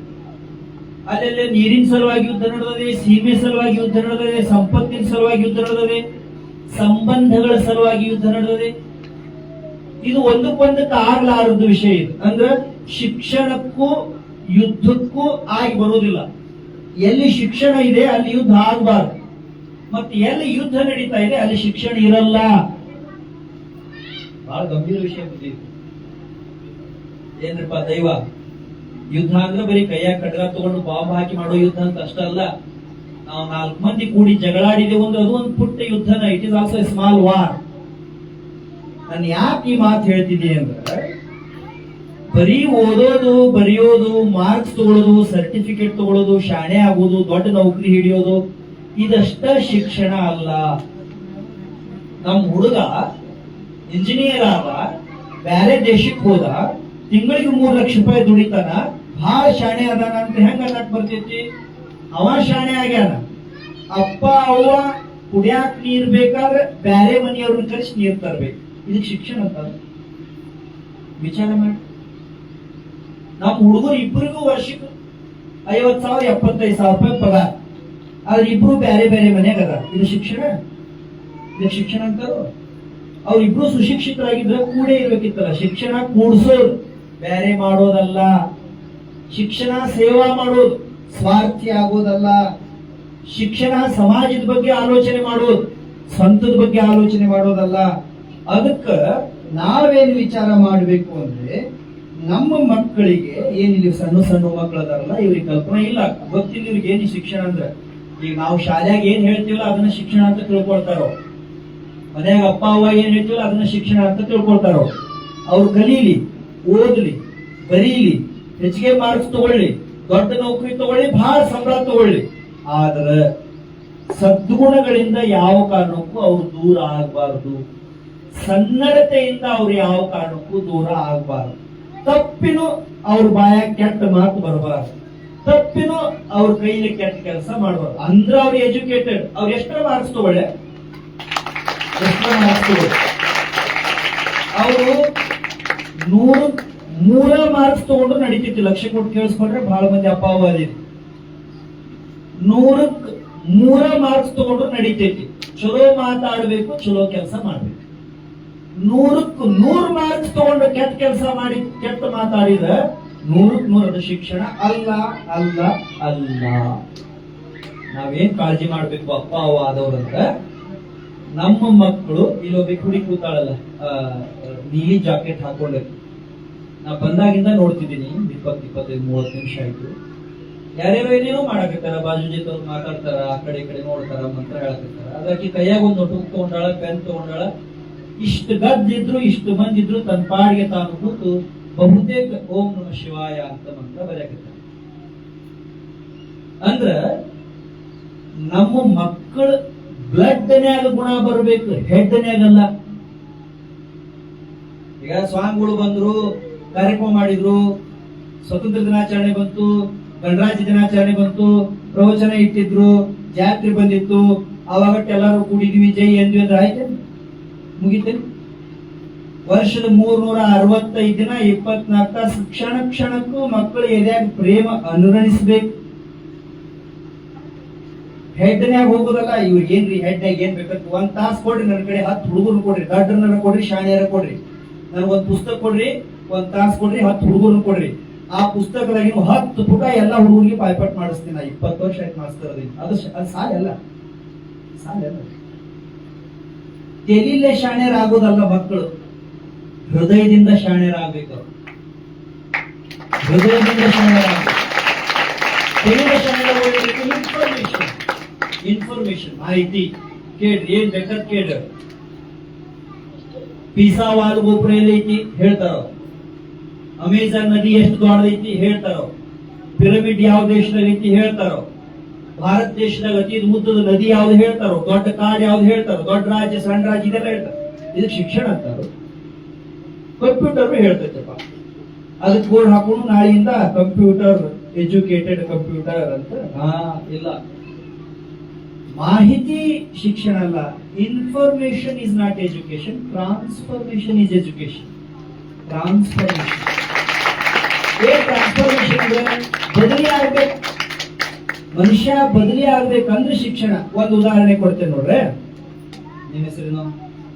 ಸಿದ್ಧಾರ್ಥ. ಎಷ್ಟು ಚಲೋ ಹೆಸರು. ಬುದ್ಧನ ಹೆಸರು ಮೊದಲು ಸಿದ್ಧಾರ್ಥನ. ನಿಮ್ಮ ಅಪ್ಪ ಅಮ್ಮ ಎಷ್ಟು ವಿಚಾರ ಮಾಡಿ ಹೆಸರಿಟ್ಟಾರ, ನಿಜವಾಗೂ ಮೆಚ್ಚಬೇಕು. ಈಗ ಹೆಸರಿಡೋದು ಒಂದು ಬ್ಯಾರೇನ ಚಲುವಾಗಿ. ಯಾಕೆ ಎಲ್ಲರೂ ಶಾಣೆ, ಅವನು ಶಾಣೆ, ಅಪ್ಪನು ಶಾಣೆ, ಅಜ್ಜ ಆಯಿನು ಶಾಣೆ ಇರ್ತಾರ. ಅದು ಹುಡುಗ ತೊಟ್ಟದ ಮಕ್ಕೊಂಡಿದ್ದು ಹುಡುಗಿ ಅಂತಿರ್ತೀನಿ. ಇನ್ನೊಂದು 10 ವರ್ಷ ಬಿಟ್ಟು ನನ್ನ ಹೆಸರು ಇಟ್ಕೋತೀನಿ, ಯಾಕೆ ತಾಪ್ ಮಾಡ್ಕೋತೀನಿ ಅಂತಿತ್ತು. ಎಷ್ಟು ಒಳ್ಳೆ ಹೆಸರಿಟ್ಟಾರ, ಸಿದ್ಧಾರ್ಥ. ಶಿಕ್ಷಣ ಅಂದ್ರೆ ಏನ್ ಹೇಳ್ತಾ ಇದ್ದೀನಿ ನಾನು. ಅವ್ನು 10 ವರ್ಷದವ ಅಂತ ಇಟ್ಕೊಳ್ರಿ. 10 ವರ್ಷದ ಸಿದ್ಧಾರ್ಥ 11ನೇ ವರ್ಷಕ್ಕೆ ಇರಬಾರ್ದು. ಅಂದ್ರ 10 ವರ್ಷ ಇದ್ದಾಗ ಅವ ಎಷ್ಟು ಕೆಟ್ಟ ಕೆಲಸ ಮಾಡ್ತಿದ್ದ, ಕೆಟ್ಟ ಮಾತಾಡ್ತಿದ್ದಲ್ಲ, 11ನೇ ವರ್ಷಕ್ಕೆ ಅದರ ಪ್ರಮಾಣ ಕಡಿಮೆ ಆಗಿರ್ಬೇಕು. ಅಂದ್ರ ಅವ ಶಾಣೆ, ಅಂದ್ರ ಅವ ಕಲ್ತವ. ಅವ ಉಲ್ಟಾ ಕೆಟ್ಟ ವಿಚಾರ ಮಾಡಕ್ ಹೆಚ್ಚು ಚಾಲು ಮಾಡಿದ್ರೆ ಸಾರಿ ಹೋಗಿ ದಡ್ಡಾಗ್ಯಾನಂತ ಅರ್ಥದು. ನಾ ಹೇಳ್ತೀನಿ, ತಿಳಿಕತ್ತೇವೆ ಬೇರೆ ಅನ್ಸಕ್ತಿದ್ದಾರ. ಒಬ್ಬ ಮನುಷ್ಯ ವಯಸ್ಸು ಹೆಚ್ಚಾದಂಗ ಒಳಗಿನ ಕೆಟ್ಟದ್ವೆಲ್ಲ ಹೊರಗೆ ಹೋದ್ರ ಶಿಕ್ಷಿತ. ವಯಸ್ಸು ಹೆಚ್ಚಾದಂಗ ಸಾಲಿ ಹೋಗೋರಷ್ಟಲ್ಲ ನಾವು. ವಯಸ್ಸು ಹೆಚ್ಚಾದಂಗ ಒಳಗಿನ ಕೆಟ್ಟದ್ದು ಕಡಿಮೆ ಆಗಲಿಲ್ಲ ಅಂದ್ರ ನಾವು ವಯಸ್ಸು ಹೆಚ್ಚಾಗತ್ತವು, ದಡ್ಡ ಆಗತ್ತೇವೆ ಅಂತ ಅರ್ಥ. That is called transformation. Education English ಶಬ್ದ ಅದು, ಎಜುಕೇಶನ್. ಹಂಗಂದ್ರೆ ಏನ್ ಗೊತ್ತೈತಿ ನಿಮ್ಗೆ? Education to draw out. To draw out ಅಂದ್ರೆ ಹೊರಗೆ ತೆಗಿಯೋದು. ಏನ್ ಹೊರಗೆ ತೆಗಿಯೋದು? ಒಬ್ಬ ಮನುಷ್ಯ ಹುಟ್ಟುವಾಗಲೇ ಮಹಾತ್ಮ ಆಗಾಕ ಏನೇನು ಬೇಕು, ಸಾಧಕ ಆಗಾಕ ಏನೇನು ಬೇಕು, ದೊಡ್ಡ ದೊಡ್ಡ ಕೆಲಸ ಮಾಡಾಕ ಏನೇನು ಬೇಕು, ಎಲ್ಲಾ ಶಕ್ತಿ ಸಾಮರ್ಥ್ಯನ ನಿಸರ್ಗ ಒಳಗಿಟ್ಟು ಕಳಿಸಿರ್ತದೆ. ಯಾರು ದಡ್ಡಲ್ಲ, ಯಾರು ಶಾಣೆ ಅಲ್ಲ. ನಾವು ಅಪ್ಪ ಆದವ್ರು ಮಾಡ್ತಿರ್ತೀವಿ. ದೊಡ್ಡವ್ ಸ್ವಲ್ಪ ಮಬ್ಬ ಅದನ, ಸಣ್ಣವ್ ಸ್ವಲ್ಪ ಚುರುಕ್ ಅದ. ಇವ ಏನ್ ಭಾರಿ ಇರ್ತಾನ ಅಪ್ಪ. ದೊಡ್ಡವ್ ಶಾಣೆ, ಸಣ್ಣವ್ ಮಬ್ಬು ಅಂತ ಬಾಯಾಗ ಶಬ್ದ ಬಂತಂದ್ರೆ ತಪ್ಪದು. ಯಾವತ್ತು ನಾವು ಯಾವ ಮಕ್ಕಳನ್ನು ಯಾರ ಜೊತೆನೂ ಹೋಲಿಕೆನ ಮಾಡಬಾರ್ದು. ಕೈಯಾಗಿನ 5 ಬೆರಳ ಸಮ ಇಲ್ಲ, ಎಲ್ಲಾ ಮಕ್ಕಳು ಒಂದ್ ತರ ಇರಕ್ಕೆ ಹೆಂಗಾಗ್ತೈತಿ? ಅಪ್ಪ ಅವ್ವ ಆದವರು, ಶಿಕ್ಷಕರಾದವರು ಮಗುವನ್ನ ಬೇರೆ ಮಗುವಿನ ಜೊತೆ ಹೋಲಿಕೆ ಮಾಡಿದ್ರೆ ಸಾಲಿ ತಪ್ಪೈತಿ ಅಂತ ಅರ್ಥ. ತಪ್ಪದಂಗ. ಟ್ರಾನ್ಸ್ಫಾರ್ಮೇಶನ್ ಅಂದ್ರೆ ನಾವು ಮಕ್ಕಳ ಒಳಗೆ ಏನು ಸದ್ಗುಣಗಳದಾವೋ ಅವುಗಳನ್ನ ಅನಾವರಣ ಮಾಡಕ್ ಅವಕಾಶ ನಿರ್ಮಾಣ ಮಾಡಿಕೊಡೋದು ಎಜುಕೇಶನ್. ಶಾಲೆ ಉದ್ದೇಶ ಏನು ಅಂದ್ರ ಹೊರಗಿನ ತಗೊಂಡು ಬಂದು ತಲೆಗೆ ಹಾಕೋದಲ್ಲ. ಈಗ ನಾವು ಮಾಸ್ತರ್ ಏನಂತಿರ್ತೀವಿ, ಎಲ್ಲಾ ಕಲಿಸಿದೇರಿ ಅಂತೀವಿ. No, we are just means. ನಾವು ಬರೀ ಒಂದು ಉಪಕರಣ ಅಷ್ಟ, ಸಾಧನ ಅಷ್ಟ. ಎಲ್ಲಾ ಅವ್ರ ತಲೆಯಾಗಿರ್ತದೆ. ಎಲ್ಲ ಅವ್ರ ಎದೆಯೊಳಗೆ ಇರ್ತದೆ. We are just ways. ನಾವು ಅನಾವರಣ ಮಾಡಕ್ ಒಂದು ಅವಕಾಶ ಕೊಟ್ಟ ಅಪ್ಪಗ ಅವಗ ಮಾಸ್ತರ್. ನಾವೇನ್ ಮಾಡ್ಬೇಕು ಅಂತ ಮಕ್ಕಳಿಗೆ ಸದ್ಗುಣಗಳನ್ನ ಕಲಿಸಿ, ಸದಾಚಾರಗಳನ್ನ ತಿಳಿಸಿ, ಅವ್ರು ಏನಾಗಬೇಕು ಅಂತ ಹೇಳ್ಬೇಕು. ಈಗ ನೀವು ಮೊನ್ನೆಲ್ಲ ಮೊಬೈಲ್ ಒಳಗೆ ನೋಡಿರ್ಬೇಕು, ಒಬ್ಬ ಹುಡುಗ, ಬಡವ್ರ ಮನೆ ಹುಡುಗ IAS ಆಫೀಸರ್ ಆಗ್ಯಾರ. ನೋಡಿರಲ್ಲ, ಅವ್ರಕ್ಕಿಂತ ಬಡವರು ಆಗ್ಯಾರ, ಆ ಮಾತು ಬೇರೆ. ಆದ್ರ ಒಬ್ಬ ಸಾಮಾನ್ಯ ಹಾಲುಮತ ಸಮಾಜಕ್ಕೆ ಸೇರಿದಂತ ಬಡವ್ರ ಮನೆ ಹುಡುಗ IPS ಆಫೀಸರ್ ಆಗ್ತಾನ ಅಂತಂದ್ರ ಬಾಕಿಯವ್ರಿಗೆ ಆಗಕ್ ಬರುದಿಲ್ಲ. ಹಂಗಾರ ದೇವರು ಆ ಹುಡುಗನ ಮೆದುಳು ಬೇರೆ, ಈ ಹುಡುಗರ ಮೆದುಳು ಬೇರೆ ಅಂದ್ರೆ ಇಟ್ಟಿರ್ತಾನೇನು? ಇಟ್ಟಿರುವುದಿಲ್ಲ. ಅವಂಗ ಆಯ್ತು, ಇವಂಗ ಯಾಕೆ ಆಗ್ಲಿಲ್ಲ ಅಂದ್ರೆ, ಯಾಕೆ ಆಗುದಿಲ್ಲ ಅಂದ್ರೆ ಇಲ್ಲಿ ಅಪ್ಪ ಅವ್ವ ಶಿಕ್ಷಕರು ದಡ್ಡದಾರ ಅಂತ ಅರ್ಥ. ನೋಡ್ರೆ, ನಾ ಬೇರೆ ಹೇಳಕತ್ತೀನಿ, ಲಕ್ಷ್ಯ ಕೊಟ್ಟು ಕೇಳಿಸ್ಕೊಂಡ್ರೆ. ಒಬ್ಬ ಹುಡುಗ ಆಫೀಸರ್ ಆದ್ರ ಅದಕ್ಕೆ ಕಾರಣ ಏನು ಅಂದ್ರ ಅಲ್ಲಿ ತಂದೆ ತಾಯಿ ಶಿಕ್ಷಕರು ಶಾಣೆ ಅದಾರ ಅಂತ ಅರ್ಥ. ಒಬ್ಬ ಹುಡುಗ ದಡ್ಡ ಆದ ಅಂದ್ರ ಅಥವಾ ಏನು ನೌಕರಿ ಹಿಡಿಲಿಲ್ಲ, ಸಾಧನ ಮಾಡ್ಲಿಲ್ಲ, ಚಂದ ಕೆಲಸ ಮಾಡ್ಲಿಲ್ಲ ಅಂದ್ರೆ ಕಾರಣ ಏನು ಅಂದ್ರೆ, ಮೊದಲನೇದು ಅಪ್ಪ ಅವ್ವ ಮಬ್ಬದರ ದಡ್ಡದ. ಅವ್ರಿಗೆ ಅಪ್ಪ ಅವ್ವ ಆಗಾಕ್ ಬಂದೈತಿ, ಅಪ್ಪ ಅವನಂಗೆ ಇರಾಕ್ ಬಂದಿಲ್ಲ. ಎರಡನೇದು ಅವ್ರಿಗೆ ಕಲ್ಸಾಕ್ ಯಾರು ಶಿಕ್ಷಕರದಾರೋ ಅವ್ರಿಗೆ ಶಿಕ್ಷಣ ಅಂದ್ರೆ ಏನು ಅಂತ ಗೊತ್ತಿಲ್ಲ ಅಂತ ಅರ್ಥ. ಅದಕ್ಕ ಇಲ್ಲಿ ಸೇರಿರುವಂತಹ ಪಾಲಕರಿಗೆ ನಂದು ಮೊದಲನೇ ಆಗ್ರಹ ಏನು ಅಂದ್ರ, ಮೊದಲ ಮಕ್ಕಳನ್ನ ಬೇರೆಯವ್ರ ಜೊತೆ ಹೋಲಿಕೆ ಮಾಡೋದನ್ನ ಬಂದ್ ಮಾಡೋದು. ಎರಡನೇದು ಅವ್ರೊಳಗೆ ಏನ್ ಸಾಮರ್ಥ್ಯ ಶಕ್ತಿ ಇದೆ ಅಂತ ಗುರುತು ಮಾಡಿ ಅದಕ್ಕೆ ಪ್ರೇರಣಾ ಕೊಡೋದು. ಬೆಂಚ್ ಅಪ್ಪಿಸ್ಬೇಕ್ರಿ, ಬರೀ ಬೈಯೋದು, ನಿನ್ ಕೈಲಿ ಏನಾಗ್ತೈತಿ, ನೀ ಏನ್ ಉದ್ಧಾರ ಆಗ್ತೀವಿ, ಅವ್ರು ನೋಡಿ ಇವ್ರು ನೋಡಿ. ಅವ್ರ ಮನಸ್ಸಿನಾಗ ಅಂತಿರ್ತಾರೆ, ಇನ್ನೊಂದು 10-15 ವರ್ಷ ಹಿಂಗ ಅನ್ನೋ ಮುಂದೆ ನನ್ ಚಾನ್ಸ್ ಬರ್ತೈತಿ ಅವಾಗ ಅಂತ ಅಂತಿರ್ತಾರೆ. ನೋ, ನಮ್ಗೆ ಯಾವ ಕಾರಣಕ್ಕೂ ಅನ್ನೋದು. ರವೀಂದ್ರನಾಥ್ ಠಾಗೂರ್ ಗೊತ್ತೈತಿ, ನಿಮ್ಗೆಲ್ಲ ಗೊತ್ತೈತಿ, ಇಲ್ಲಿರೋ ಪಾಲಕರಿಗೆ ಗೊತ್ತಿರ್ಬೇಕು. ನಾವೇನ್ ರಾಷ್ಟ್ರಗೀತೆ ಅಂತೀವಿ, ಆ ರಾಷ್ಟ್ರಗೀತೆಯನ್ನ ಬರೆದವ್ರು ಪಶ್ಚಿಮ ಬಂಗಾಳದವ್ರು. ಅವ್ರ ಮನೆಯೊಳಗೆ ಒಂದು ಪುಸ್ತಕ ಇದೆ, ಈಗೂ ಇದೆ. ನೀವು ಯಾವಾಗಾದ್ರೂ ಪ್ರವಾಸಕ್ಕೆ ಹೋದ್ರೆ ಆ ಪುಸ್ತಕ ನೋಡ್ಬೋದು. ಆ ಪುಸ್ತಕದೊಳಗಡೆ ಅವ್ರ ಮನ್ಯಾಗ ಅವಾಗ ಒಂದ್ ಪದ್ಧತಿ ಇತ್ತಂತೆ. ಏನ್ ಪದ್ಧತಿ ಅಂದ್ರೆ, ಯಾವ್ಯಾವ ಹುಡುಗರು ಇದ್ದಲ್ಲ, ಹುಡುಗ ಹುಡುಗಿಯರ್ ಸಣ್ಣವ್ರು, ಅವ್ರದೆಲ್ಲ ಕುಂಡಲಿ ಬರೆದಿಟ್ಟಾರ. ಅವರು ಈ ಹುಡುಗ ಹೆಂಗಿದ್ದ, ಈ ಹುಡುಗ ಹೆಂಗ ಆಗ್ತಾನ ಅಂತ ಹೇಳಿ ನಾವು ತೆಗಿತೀವಲ್ಲ, ಕುಂಡಲಿ ಎಲ್ಲ ತೆಗಿತೀವಿ. ಅವ್ರವ್ವ ರವೀಂದ್ರನಾಥ್ ಠಾಗೂರ್ ಅವ್ವ ಬರ್ದಾಳ. ಏನ್ ಬರ್ದಾಳ ಆ ಪುಸ್ತಕದಂತ, ರವೀಂದ್ರನ ಒಬ್ಬನ ಬಿಟ್ಟು ಎಲ್ಲಾರ ಮೇಲೇನು ವಿಶ್ವಾಸ ಇಡ್ಬೋದು, ಎಲ್ಲಾರು ಉದ್ಧಾರ ಆಕಾರ. ಆದ್ರೆ ರವೀಂದ್ರ ಯಾವ ಕಾರಣಕ್ಕೂ ಉದ್ಧಾರ ಆಗುವುದಿಲ್ಲ ಅಂತ ಅವ್ರವ್ವ ಬರ್ದಾಳ. ಅವ್ರ ಮನ್ಯಾಗ ರವೀಂದ್ರನಾಥ್ ಠಾಗೂರ್ ಜೊತೆಗೆ ಯಾರ್ಯಾರು ಇದ್ರಲ್ಲ, ಒಬ್ಬರ ಹೆಸರು ಯಾರಿಗೂ ಗೊತ್ತಿಲ್ಲ. ಆದ್ರೆ ರವೀಂದ್ರನಾಥ್ ಠಾಗೂರ್ ಅವ್ರ ಹೆಸರು ಎಲ್ಲರಿಗೂ ಗೊತ್ತೈತಿ. ಮತ್ತು ಏಷ್ಯಾ ಖಂಡಕ್ಕೆ ಮೊಟ್ಟ ಮೊದಲು ನೊಬೆಲ್ ಪ್ರಶಸ್ತಿಯನ್ನು ತಂದ್ರು. ಕೈ ಹೇಳ್ಬೇಕಾ, ನೀವ್ ಯಾಕೆ ಚಪ್ಪಾಳೆ ಹೊಡೆದ್ರಿ? ಹೊಡೆದ್ರೆ ಹೆಂಗ ಹೊಡ್ತೀನಿ? ಯಾಕೆ ಹೊಡೆದ್ರಿ? ಕಾರಣ ಬೇಕು. ಅವ್ವ ಬರ್ದಿಟ್ಟಾಳ್ರಿ, ಹೆತ್ತವ ಹಡದವ ಬರ್ದಾಳ. ಈ ಹುಡುಗ ಉಪಯೋಗ ಇಲ್ಲ, ಬಾರದಾನು, ಇವನ್ ಕೈಲೇ ಏನೂ ಮಾಡಕ್ ಆಗೋದಿಲ್ಲ, ಬಾಕಿ ಹುಡುಗರೆಲ್ಲ ಚಲೋ ಅದಾರಂತ. ಅವ್ರ ಒಬ್ರದ್ದು ಹೆಸರು ಎಲ್ಲಿ ಇಲ್ಲ ಈಗ. ಆದ್ರ ಆ ಹುಡುಗನ ಹೆಸರು ಇರ್ಲಾರ್ದ ಊರ್ ಯಾವ್ದಿತ್ತು ಅಂದ್ರ ಅರ್ಥ ಏನು? ನಾವು ಒಂದು ಹುಡುಗ ಏನಾರ ಮಾಡೋದು ನೋಡಿ, ಏನಾರ ಮಾತಾಡೋದು ನೋಡಿ, ಇವ ಹಿಂಗ ಹಾಕನಂತ ತೀರ್ಮಾನ ಮಾಡಬಾರ್ದು. ಅವ್ರ ಮನಿಗೆ ಸರ್ ಪಾಠ ಮಾಡಕ್ ಬಂದ್ರ, ಅವಾಗ ಅನುಕೂಲ ಇತ್ತು ಮನ್ಯಾಗ, ಮನಿಗೆ ಸರ್ ಬಂದ್ ಪಾಠ ಮಾಡಕ್ ವ್ಯವಸ್ಥೆ ಮಾಡಿದ್ರಂತ. ಬಾಕಿ ಹುಡುಗರೆಲ್ಲ ಕೈ ಕಟ್ಟಿ ಸರ್ ಏನ್ ಹೇಳ್ತಾರೋ, ಟೀಚರ್ ಏನ್ ಹೇಳ್ತಾರ ಅಂತ ಕೇಳಿಸ್ಕೊತಿದ್ರು. ಇವ ರವೀಂದ್ರನಾಥ ಅದನ್ನ ಮಾಡ್ತಿದ್ದ. ಅವ ಏನ್ ಮಾಡ್ತಿದ್ದ, ಕೈಯಾಗ ಒಂದ್ ಕಾಗದ ತಗೊಂಡು ಯಾವ ಮಾಸ್ತರ್ ಪಾಠ ಹೇಳಕ್ ಬರ್ತಾರೋ ಆ ಮಾಸ್ತರ್ ಚಿತ್ರ ತೆಗಿತಿದ್ರು. ಮೂಗ್ ಹೆಂಗೈತಿ, ಕಣ್ಣು ಹೆಂಗೈತಿ, ಕಿವಿ ಹೆಂಗೈತಿ. ಅವ್ರ ಮುಂದೇನು ಮಾಸ್ತರ್ ಹೇಳೋದು ನೀ ಕೇಳು, ನೀ ಏನು ನೀ ಏನು ನೀ ಏನು ನೀ ಏನು ನಾವೇನು ನೀ ಏನು ಕಾರ್ವಾರ್ಕಿ ಮಾಡಬೇಡ, ತಪ್ಪಿದೆ, ದಿಸ್ ಇಸ್ ರಾಂಗ್. ಸರ್ ಹೇಳೋದು ಯಾಕೆ ಕೇಳ್ಬೇಕು ಅವರು? ಈಗ ನಾವೇನ್ ಮಾಡ್ತೀವಿ, ಎಲ್ಲ ಈಗ ನೋಡ್ರಿ ಪಾಠ ಮಾಡ್ತೇನೆ, ಸಮಾಜ ಪಾಠ ಬೋರ್ಡ್ ಹೋಗಿ ಬರಿತೀವಿ, ಕರ ಕರ ಕರ ಬರಿತೀವಿ, ಎಲ್ಲಾ ಹುಡುಗರಿಗೆ ಕೂದಿಸ್ಕೊಂಡು ಒಂದ ಪಾಠ ಚಾಲು. ಎಲ್ಲರಿಗೂ ಒಂದ ಪಾಠ, ಎಲ್ಲರಿಗೂ ಒಂದ ಪಾಠ, ಎಲ್ಲರಿಗೂ ಒಂದ ಪಾಠ ಮಾಡ್ತಾರೋ, ಎಲ್ಲರಿಗೂ ಬೇರೆ ಬೇರೆ ಮಾಡ್ತಾರೋ? ಹಾ ಟೀಕೆ. ಪ್ಯಾಟೆಗೆ ಹೋಗ್ತೀವಲ್ಲ, ಸಂತಿಗೆ ಚಪ್ಪಲ್ ತಗೋತೀವಲ್ಲ, ಎಲ್ಲರಿಗೂ ಒಂದ ಜೊತೆ ಚಪ್ಪಲ್ ತಗೋತೀವಿ, ಒಂದ ಅಳ್ತಿದ, ಎಲ್ಲರಿಗೂ 6 ನಂಬರ್ ಚಪ್ಪಲ್ ಹಾಕ್ಯಾರಿ, ಬಾರ್ ನಿಂತಿರಲ್ಲ 6 ನಂಬರ್ ಚಪ್ಪಲ್ ತಗೋತೀವಿದ್ರು. ತಲೆಗೆ ಟೋಪಿ ತಗೋತೀವಲ್ಲ, ಎಲ್ಲರಿಗೂ ಒಂದ ಸೈಜ್ ತಗೋತೀವಿ. ಅಂಗಿ ತಗೋತೀವಿ, ಎಲ್ಲರಿಗೂ ಒಂದ ತಗೋತೀವಿ. ಅರೆ ಎಲ್ಲರಿಗೂ ಅಂಗಿ ಸೈಜ್ ಬೇರೆ, ಚಪ್ಪಲ್ ಸೈಜ್ ಬೇರೆ, ಟೋಪಿ ಸೈಜ್ ಬೇರೆ, ಪಾಠ ಒಂದ.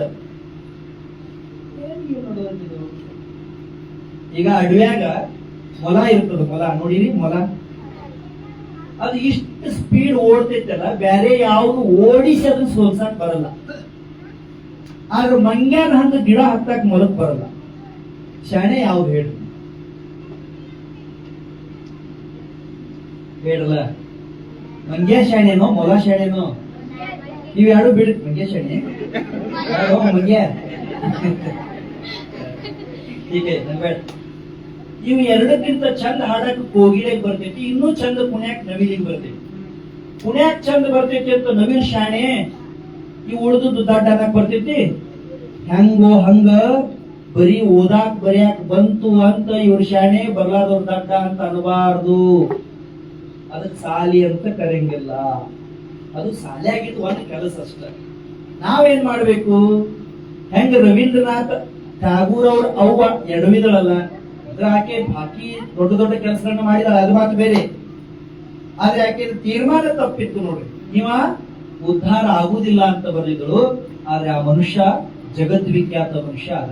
ಹಂಗ ಈ ಮಕ್ಕಳ ಒಳಗೂ ಬಹಳ ಒಳ್ಳೆ ಶಾಣೆತನ, ಬಹಳ ಒಳ್ಳೆ ಗುಣ ಇರ್ತೇವೆ.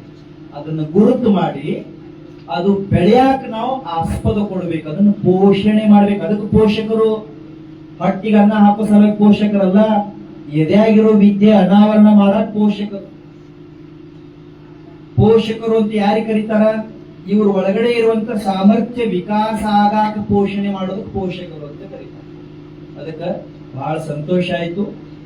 ಒಬ್ಬ ಸ್ವಾಮೀಜಿಯವರು ಸ್ಥಾಪನೆ ಮಾಡಿರುವಂತಹ ಈ ಶಾಲೆ ಒಳಗಡೆ ನಿಮ್ಮ ಮಕ್ಕಳು ಕಲಿತಾ ಇದ್ದಾರೆ. ಅವರ ಪ್ರತಿ ಚಟುವಟಿಕೆ ಮೇಲೆ ನಿಮ್ಮ ಗಮನ ಇರ್ಬೇಕು. ಅವ್ರ ಗೆಳೆಯರು ಯಾರದಾರ, ಅವ್ರು ಎಂಥ ಮಾತಾಡ್ತಾರ, ಎಲ್ಲೆಲ್ಲಿ ಆಟ ಆಡಕ್ ಹೋಗ್ತಾರ, ಅಪ್ಪ ಅವ್ವ ಆದವರು ಕಣ್ಣಾಗ ಕಣ್ಣಿಟ್ಟು ತಪಾಸ್ ಮಾಡ್ಬೇಕು. ಇದನ್ನ ಹೋಮ್ವರ್ಕ್ ಎಷ್ಟು ಮಾಡ್ಯಾರಂತ ನೋಡಿಲ್ಲ ಅಂದ್ರೂ ನಡೀತೈತಿ. ಸಂಘ ಕಿಸ್ಕಾ ಹೇ ಯೇ ದೇಖ್ನಾ ಬಹುತ್ ವಿಶೇಷ ಕಾಮ್ ಹೇ. ಯಾರ ಜೊತೆ ಆಡ್ತಾರ ಅಂತ ಗುಣ ಮಕ್ಕಳು ಒಳಗ್ ಬರ್ತಾವ. ಅವ್ರದ್ದು friendship most important. Marks card ಆಮೇಲೆ ನೋಡ್ರಿ, ಹೋಮ್ವರ್ಕ್ ಆಮೇಲೆ ನೋಡ್ರಿ, ಬಾಯಾಗ ಎಂಥ ಮಾತು ಬರ್ತಾವಂತ ನೋಡ್ಬೇಕು. ಒಮ್ಮೆ ಬಾಯಾಗ ಹೊಲಸ ಶಬ್ದ ಬಂತು ಅಂದ್ರ ಆಗಿಂದಾಗ ಅಲ್ಲೇ ಲಾಟ್ರಿ ಡ್ರಾ ಮಾಡ್ಬೇಕು. ನೀವು ಲಾಟ್ರಿ ಡ್ರಾ ಮಾಡೋದು ಗೊತ್ತೈತಿ ನಿಮ್ಗ? ಗೊತ್ತೈತೇನ್ರಿ? ಅಪ್ಪ ಅದಿರ್ಲಿ, ಹೊಡೆಂಗಿಲ್ ಬುದ್ಧಿ ಯಾರು ಅಪ್ಪ ಹೊಡೆಂಗಿಲ್ಲ. ರಂಸಿ ಮುದ್ದು ಮಾಡಿ ಮಾಡಿ ಮಾಡಿ ಮಾಡಿ ತಲೆ ಮೇಲೆ ಇಟ್ಕೋತಾರ. ಅವ್ರ ಹಂಗ ಮ್ಯಾನ್ ಮ್ಯಾನ್ ಮ್ಯಾನ್ ಮ್ಯಾನ್. ಎಲ್ಲಿ ತಪ್ತಾರಲ್ಲ ಅಲ್ಲೇ ಹೊಡಿಬೇಕು. 14 ವರ್ಷ ಆಗೋ ಮಠ ಹೊಡ್ಯಾಕನ ದೇವ್ರ ಮೆತ್ತಿ ಇಟ್ಟಾನ, ಕಪಾಳನ ಬೆನ್ನ ಚಪ್ಪಸ್ಬೇಕು. ತಪ್ಪು ಮಾಡಿದ್ರ ಮತ್ತೆ ಸುಮ್ಮನೆ ಚಪ್ಪಸ್ಕೋತೀರಿ ಅಂತಲ್ಲ. ತಪ್ಪು ಮಾತಾಡಿದ್ರ ಕಪಾಳ ಕೊಡೋದು ಹೇಳಾಕ ದೇವ್ರು ನಮ್ಮನ್ನ ಅಪ್ಪ ಅವ್ನು ಮಾಡಿರ್ತಾರ. ಮತ್ ನಾವು ಮಾಡಬಾರ್ದ ತಪ್ಪು, ನಾವು ಮಾಡಿ ಅವ್ರ ಕಡೆ ಅಪೇಕ್ಷೆ ಪಡಬಾರ್ದು. ಅವ್ರ ಸಂಘ, ಅವ್ರ ನಡವಳಿಕೆ, ಅವ್ರ ಗುಣ, ಅವ್ರ ಮನಸ್ಥಿತಿ ಅರ್ಥ ಮಾಡ್ಕೋಬೇಕು. ಎರಡನೇದು ಅವ್ರ ಸಲುವಾಗಿ ಸ್ವಲ್ಪ ಟೈಮ್ ಕೊಡ್ಬೇಕು. ಅಪ್ಪ ಅವ್ವ ಆದವ್ರು, ಬಹಳ ಮಂದಿ ಅಪ್ಪುಗಳಾದವ್ರು ಅವುಗಳಾದವ್ರು ಟಿವಿಗೆ ಎಷ್ಟು ಹೊತ್ತು ಕೊಡ್ತಾರಲ್ಲ, ಮೊಬೈಲ್ಗೆ ಎಷ್ಟು ಹೊತ್ತು ಕೊಡ್ತಾರಲ್ಲ, ಅಷ್ಟು ಹೆತ್ತು ಮಕ್ಕಳಿಗೆ ಕೊಡೋದು. ಇನ್ನೇಮ್ ಹೇಳಿ ಹೆತ್ತವರು ಟಿವಿ ಮೊಬೈಲ್ಗೆ ಕೊಡುವಷ್ಟು ಹೊತ್ತು ಹೆತ್ತವರಿಗೆ ಕೊಟ್ಟಿದ್ರ ಇಷ್ಟೊತ್ತಿಗೆ ಸ್ವರ್ಗ ನಿರ್ಮಾಣ ಆಗ್ಬಿಡ್ತಿತ್ತು. ಆಗುದಿಲ್ಲ, ಏನು ಕೇಳಲ್ಲ. ಉಂಡೆ ಬಡವತನ ತಿನ್ನು ರೊಟ್ಟಿ, ಅದು ತಿಂದು ಹೋಗೋದು. ಮಾಡ್ಬೇಡ್ರಿ, ಹಂಗ ಮಾಡಿ. ಯಾರು ಹೆಂಗಾರ ಮಾಡ್ಲಿ, ಬಾಕಿಯವ್ರ ಜೊತೆ ವಿಚಾರ ಮಾಡ್ಬೇಡ್ರಿ. ಬಾಕಿಯವ್ರ ಬಗ್ಗೆ, ಬಾಕಿಯವ್ರ ಮನಿ, ಬಾಕಿಯವ್ರ ಮಕ್ಕಳು ನೋಡ್ಬೇಡ್ರಿ. ಒಟ್ಟ ಯಾರ ಜೊತೆನೂ ನಮ್ಮ ಮಕ್ಕಳನ್ನ ಹೋಲಿಕೆ ಮಾಡಬಾರ್ದು. ನಮ್ಮ ಮಕ್ಕಳು ನಮ್ಮ ಮಕ್ಕಳು, ನಮ್ಮ ಮನಿ ನಮ್ಮ ಮನಿ, ನಮ್ ಶಿಕ್ಷಣ ನಮ್ಮ ಶಿಕ್ಷಣ. ಹಂಗಿತ್ತಂದ್ರ ಬೆಳೀತಾ, ಇಲ್ಲ ಅಂದ್ರೆ ಕಷ್ಟ ಆಗ್ತೈತಿ. ನಾನು ಮೊದಲ ಹೇಳಿದಂಗ ಇದು ಶಿಕ್ಷಣ ಅನ್ನೋದು ಬಹಳ ಬಹಳ ದೊಡ್ಡ ಪ್ರಕ್ರಿಯೆ ಇದೆ. ಇದ್ರೊಳಗೆ ಎಲ್ಲಾರ್ದು ಪಾತ್ರ ಬಹಳ ಐತಿ. ನೀವು ಅಷ್ಟೇ ನಾವು ಸಣ್ಣ ಹುಡುಗರದಿಲ್ಲ ಇಲ್ಲೇ. ನೀವೇನದಿರಿ ಗೊತ್ತಾ, ಈಗ ನೀವ್ ಹೆಂಗ್ ಇರ್ತೀರಿ ದೊಡ್ಡವರಾದ್ಮೇಲೆ ಹಂಗೆ ಇರ್ತೀರಿ. ಅಂದ್ರ 3 ವರ್ಷದ ಬುದ್ಧಿ 3 ವರ್ಷದ ಬುದ್ಧಿ 3 ವರ್ಷದ ಬುದ್ಧಿ ಮುಂದಿನ ಹೇಳ 3 ವರ್ಷದ ಬುದ್ಧಿ 100 ವರ್ಷದ ತನಕ ಗಿಡವಾಗಿ ಬಗ್ಗದ್ದು ಮರವಾಗಿ ಬಗ್ಗೀತೆ ಅಂತ ಒಂದು ಮಾತೆ. ಸಣ್ಣವ್ರಿದ್ದಾಗ ನಮ್ಮ ಹತ್ರ ಏನ್ ಗುಣ ಇರ್ತಾವ. ಈಗ ನಿಮ್ ಸ್ವಾಮಿಗಳು ಕೂತಿದಾರಲ್ಲ ಇಲ್ಲಿ, ಇವರು ಈಗ ಅವ್ರಿಗೆ ಇಷ್ಟು ವಯಸ್ಸಾದ್ಮೇಲೆ ಇಂಥ ಗುಣ ಬಂದೈತೆ ಅಂತ ತಿಳ್ಕೊಂಡಿರಿ? ನೋ, ಇಲ್ಲ. ನಿಮ್ಮ ಹಂಗ ಬಾಲಕ ಇದ್ದಾಗಿಂದನ ಅವ್ರ ಒಳಗೆ ಈ ಗುಣಗಳಿದ್ದು.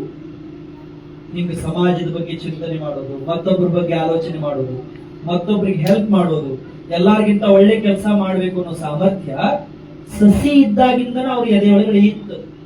ಅದಕ್ಕೆ ಅವ್ರ ಅಪ್ಪ ಅಮ್ಮ ಅವ್ರ ಗುರುಗಳು ಪೋಷಣೆ ಮಾಡ್ಯಾರ.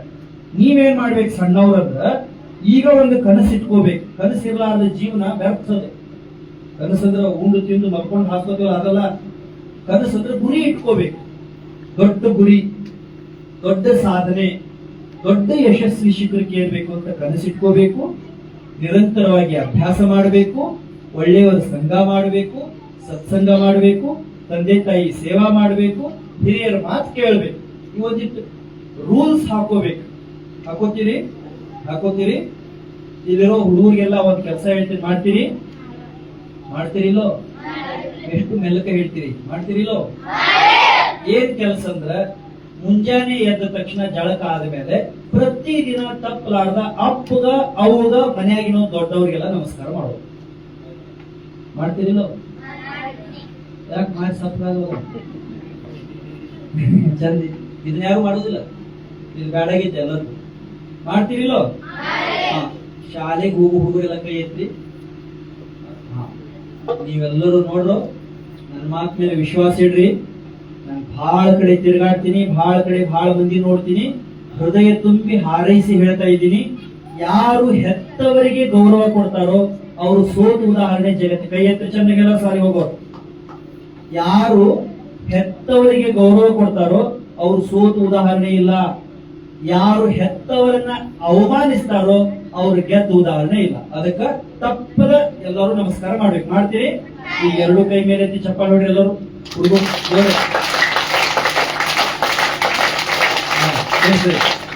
ಈ ಚಪ್ಪಾಳೆ ಹೊಡೆದಿರಲ್ಲ, ರೂಢಿ ಮಾಡ್ಕೋಬೇಕು. ಅದಕ್ಕೇನು ತ್ರಾಸ ಆಕೈತಿ? ಖರ್ಚಾಕೈತಿ? ತ್ರಾಸಿಲ್ಲ, ಖರ್ಚಿಲ್ಲ, ಫಾಯ್ದೆ.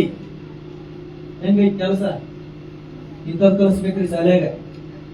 ತ್ರಾಸ ಆಗಿರ್ಬಾರ್ದು, ಖರ್ಚು ಬಿ ಆಗಿರ್ಬಾರ್ದು, ಫಾಯ್ದೆ ಬೇಕಾದ್ರೆ ಆಗ್ಬೇಕು.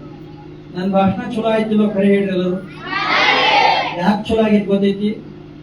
ಯಾಕಂದ್ರೆ ನಮ್ದು MA BEd ಶಾಲೆ ಆಗೈತಿ, ಅದಕ್ಕಲ್ಲ. ನಾ ಕಾಲೇಜಿನ ಲೆಕ್ಚರ್ ಅದೀನಿ, ಅದಕ್ಕಲ್ಲ. ನಾ ಬಹಳ ಪುಸ್ತಕ ಓದ್ತೀನಿ, ಅದಕ್ಕಲ್ಲ. ಮತ್ ಯಾಕೆ ಚಲೋ ಆಗೈತಿ? ನನಗ ಇಂಥವ್ರು ಬಹಳ ಜನ ಸ್ವಾಮಿಗಳ ಪರಿಚಯ ಐತಿ, ಅದಕ್ಕಲ್ಲ. ನಾ ಬಹಳ ಊರ್ ತಿರುಗಾಡ್ತೀನಿ, ಅದಕ್ಕಲ್ಲ. ಮತ್ ಯಾಕೆ ಭಾಷಣ ಚಲೋ ಆಗೈತಿ? ಯಾಕಂದ್ರೆ ಪ್ರತಿದಿನ ತಪ್ಪಲಾದ ನಮ್ಮ ಅವ್ವನ ನಮಸ್ಕಾರ ಮಾಡ್ತೀನಿ.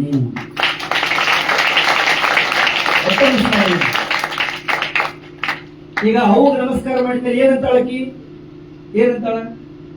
ಚಲೋ ಆಗ್ಲಿ ಅಂತ. ಅಪ್ಪ ನಮಸ್ಕಾರ ಮಾಡಿದ್ಮೇಲೆ ಏನಂತಾನ? ಚಲೋ ಆಗ್ಲಿ ಅಂತ. ಅಪ್ಪ ಅವ್ರನ್ನ ಚಲೋ ಆಗ್ಲಿ ಅಂದ್ರೆ ಕೆಡ್ಸಕ್ ಯಾರ ಜಗತ್ತಿಗೆ ಅದಾರೇನ್ರು? ಸ್ಟ್ರಾಂಗೆಸ್ಟ್ ವೆಪನ್ ಇಟ್ಕೋಬೇಕು. ಬಹಳ ದೊಡ್ಡ ಅಸ್ತ್ರ ಅದು. ತಂದೆ ತಾಯಿ ಆಶೀರ್ವಾದಕ್ಕಿಂತ ದೊಡ್ಡ ಅಸ್ತ್ರ ಜಗತ್ತಿನಾಗ ಯಾವ್ದು ಇಲ್ಲ. ಇಲ್ಲೇನು ಅಪ್ಪ ಅವಾದಿಲ್ಲ. ನೀವು ಉಳಿದವ್ರಿಗೆ ಮಾಡಿಸ್ತಿರೋ ಬಿಡ್ತಿರೋ, ಮುಂಜಾನೆ ಎದ್ದು ಊಟ್ಲೆ ಮೈ ತಗೊಂಡಿದ್ದ ಬಾಯಿ ನಮಸ್ಕಾರ ಮಾಡಬೇಕು ನೀವು ದಿನ. ಅವ್ರಿಗೆ ರೂಢಿ ಆಗೋ ಮಠ. ಮತ್ ನೀವು ನಿಮ್ಮ ಅಪ್ಪ ಅವಾಗ ಮಾಡ್ಬೇಕ? ನಮಸ್ಕಾರ ಮಾಡಂತ ಮಾಡ್ಸ್ಕೊಂಡು ಹೊರಗೆ ಎದ್ದು ಬಿಡಬಾರ್ದು. ಮತ್ತ ನೀವು ಮನ್ಯಾಗ ಹಿರಿಯರಿಗೆ ಮಾಡಿದ್ರ ನೀವು ಅವ್ರಿಗೆ ನಮಸ್ಕಾರ ಮಾಡು ಅಂತ ಹೇಳೋ ಜರೂರತ್ತೇ ಇಲ್ಲ.